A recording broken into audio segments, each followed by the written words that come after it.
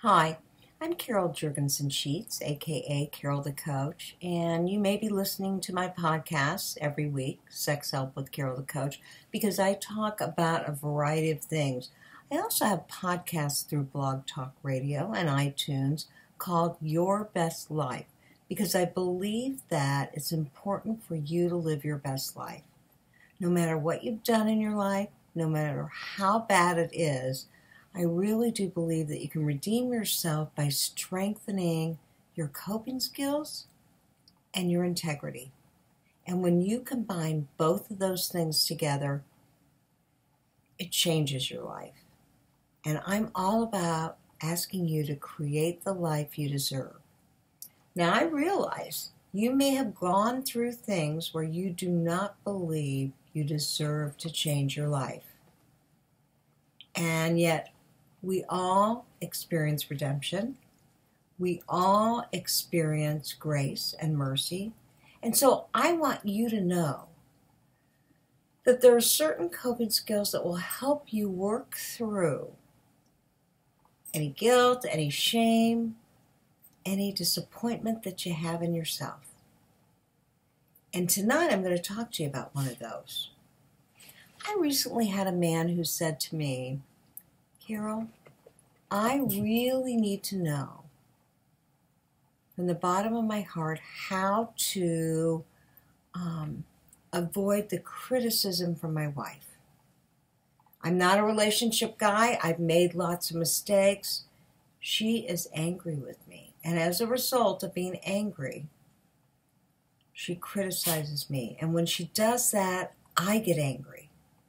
I need your help. I need to know how to deflect that.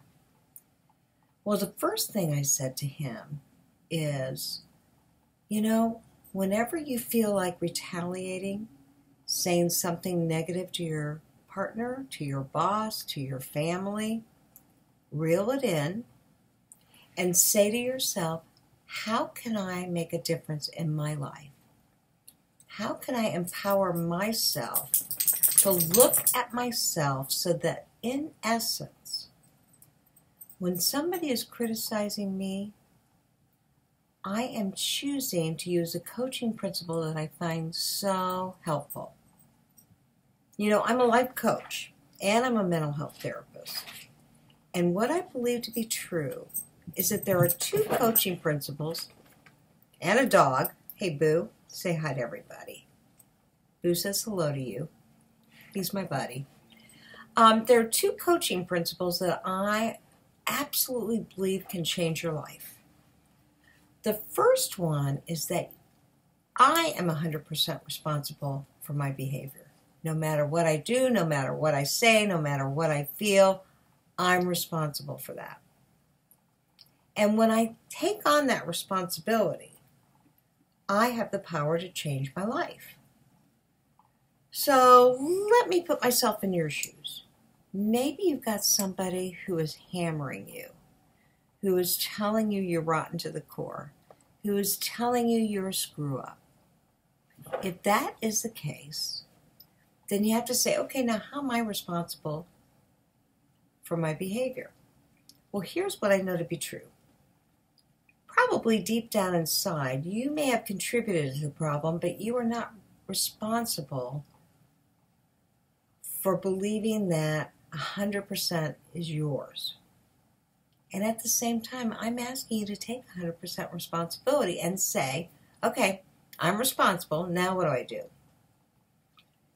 And if somebody is saying, you've screwed up, you've messed up, you took the wrong turn, you spent too much money, you're chewing or smoking cigarettes, whatever it is, you have to say, what can I do to feel better about myself and build my sense of integrity?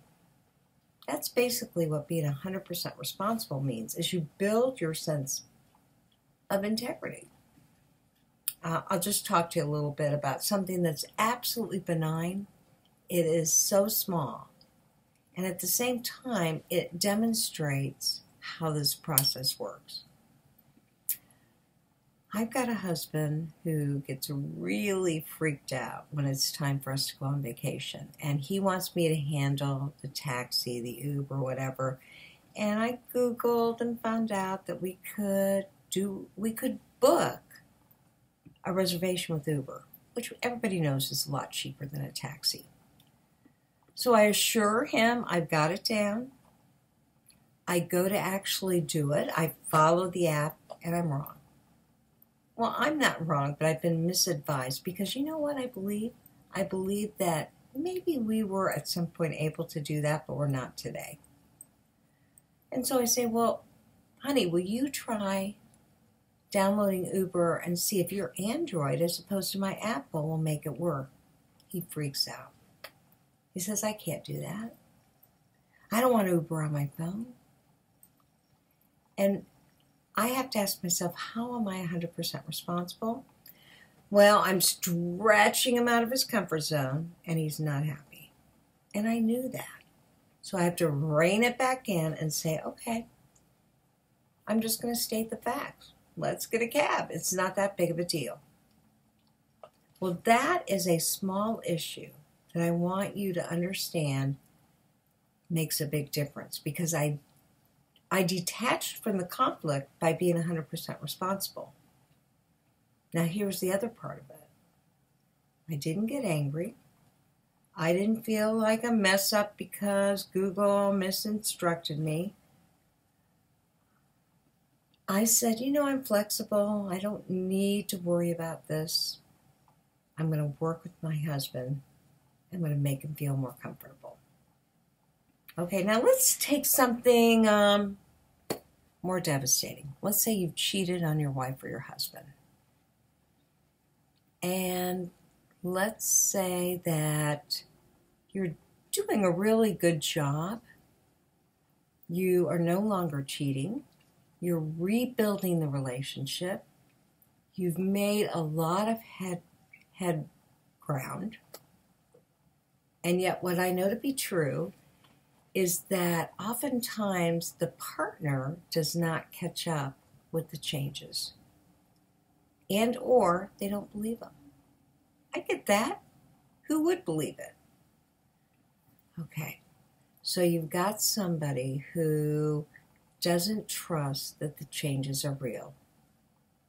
And he or she criticizes you over and over and over again as if she's criticizing the past as the present. And you've made lots and lots and lots of headway. I'm 100% responsible for my behavior. So I acknowledge, okay, yeah, I committed the crime. I'm going to pay for the time. And I'm also going to know that I'm a good person. I've made lots of changes, and I am working on this relationship. And I'm going to feel that sense of confidence. And so when her barbs come at me, hers or his, when that self-doubt comes into play, when those accusations come into play, when that criticism comes into play, I'm not going to let it permeate who I have become because I am a new person. And that is so important for anybody who's committed any kind of situation that feels absolutely devastating. We understand that there are certain things that rock people to their core, especially when it involves trust. When you think you can trust somebody and they violate that, there's nothing worse. So now, deal with the collateral damage, but hold your head up high, especially if you're working on yourself, especially if you can be trusted today, especially if you're working on your integrity and you're being honest.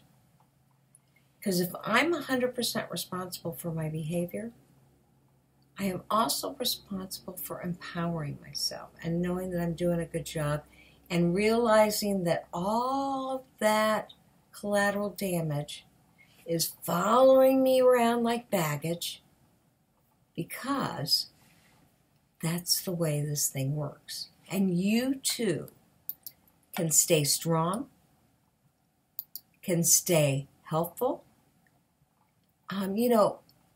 I get that it is very easy for you to not know how to deal with the problem. And at the same time, I'm asking you to stay in your strength. Because you know what? Here's the deal.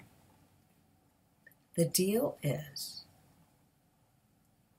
that you are the new and improved. You're working on yourself. And if you ascribe to, I'm 100% responsible for my behavior, then you are not only owning what has happened in your life, but you're empowering yourself based on the changes that you've made and the person that you've become. And that's what being a better person is all about. In a marriage, in a partnership, with your kids, and with your family. I'm Carol the Coach, and I just want you to remember, live by that coaching principle. I am 100% responsible. Have a great day.